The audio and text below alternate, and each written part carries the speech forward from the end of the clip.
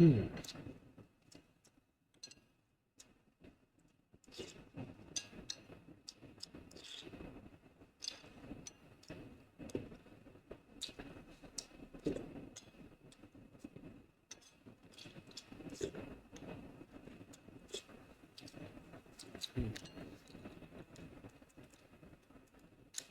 guys, Jay here. So in this video, I want to share with you guys another lunch break video. Today's menu is beef soup. Anyway, about POE, right? So I want to introduce to a new player probably the laziest, easiest way to actually trivialize the game, at least to the point where you reach the soft end game, where you finish the highest tier map, highest normal tier map, which is tier 16. I think this is probably the easiest way that you can do it, and it is with a Templar.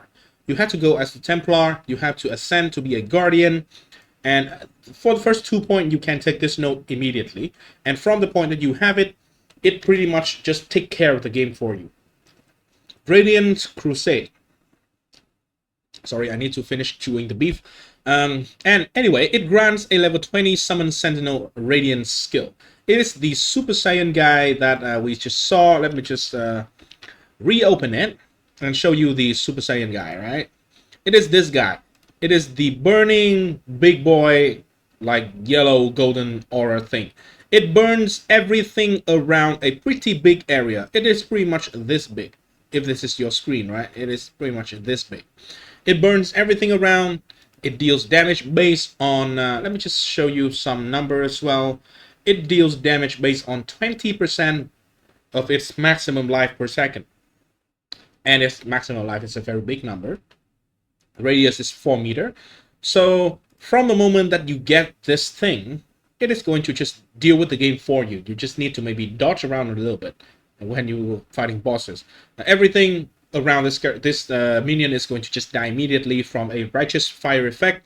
The Righteous Fire effect here have no downside. You don't need to manage your regeneration. You don't need to manage like taking all the fire damage basically. So in order to support this thing in the quest to just basically finish the game, then yeah, we are going to take a bunch of minion nodes. I'm not going to take this. I'm not going to take this.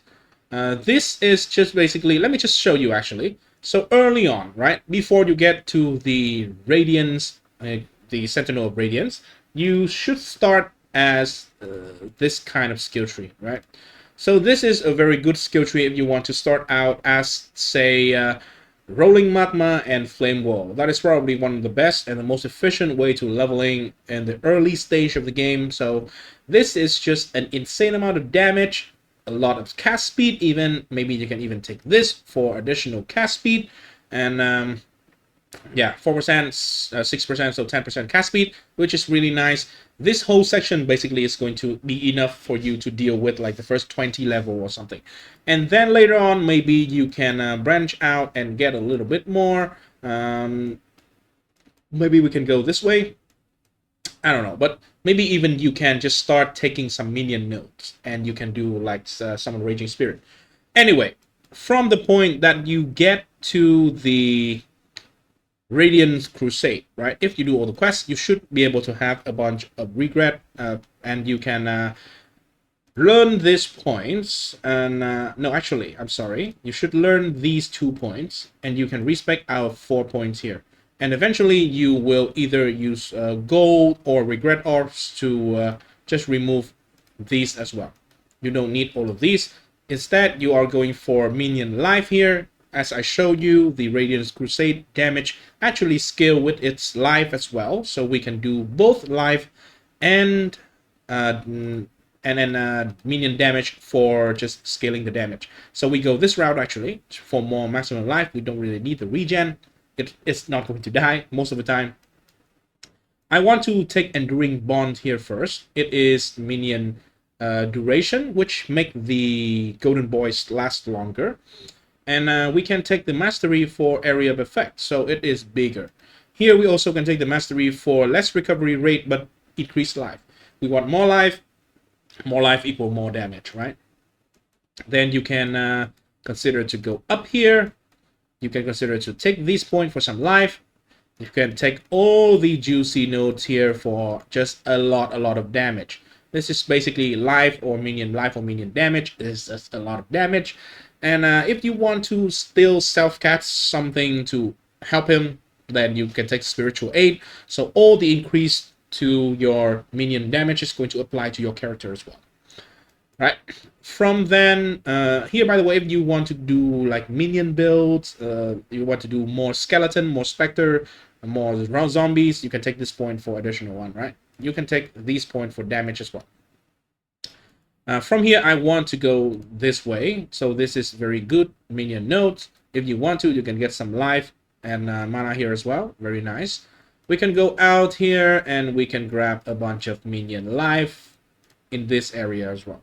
So pretty much you are already getting everything on the skill tree at level 50. That is going to help you a lot with improving the damage of your minion, right? So it is going to deal a lot of damage. If you want to go further with this setup, maybe you can go up here, grab some life, grab the jewel slot, grab jewel slot, grab life. For the jewel slot, you can put in increased life for the jewel. If you don't want to learn about the jewel, just ignore them, just don't take them, and yeah, just take them later. This thing is what you should worry about in the like end game where you start dropping more jewels, right? So we can go all the way down here and grab a very big life wheel here, so we get a lot of life. And yeah, here is level 65, which is around the level that you are going to finish the campaign. You get basically a lot and almost all the damage that you need from the skill tree, and then you get a very respectable amount of increased maximum life at 131% here. This is going to allow you to have a very baseline level of tankiness that is enough to survive early end game very quickly, assuming that you can cap your resistances with your gear, of course. But anyway, in terms of like dealing the damage, this guy is going to trivialize a lot of things. So what are the good other skill that you can do with the Radiance Crusade?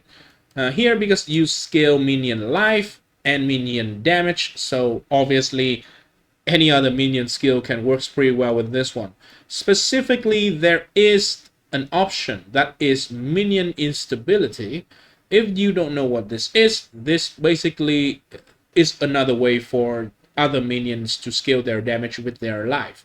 So you can take this node, you can do any of the popcorn as so summon raging spirit, zombies, skeleton. You can do all of those as popcorn build, and they are going to aid with the damage with the exact same like scaling that you already got from the tree. So that is a little bit advanced, but basically you don't even need to worry about any of those. Just this guy alone is enough to deal with basically all monsters in the game until the end game, right? So finishing the campaign is very easy if you just follow these very simple things that I just like show you here. And yeah, that's it. Nothing else. On gear, you might want to get a little bit of minion life and minion damage on your ring, on your weapon. That is possible. Maybe level minion. Yeah, that's it. So thanks for watching. I'll see you in the next one. Peace.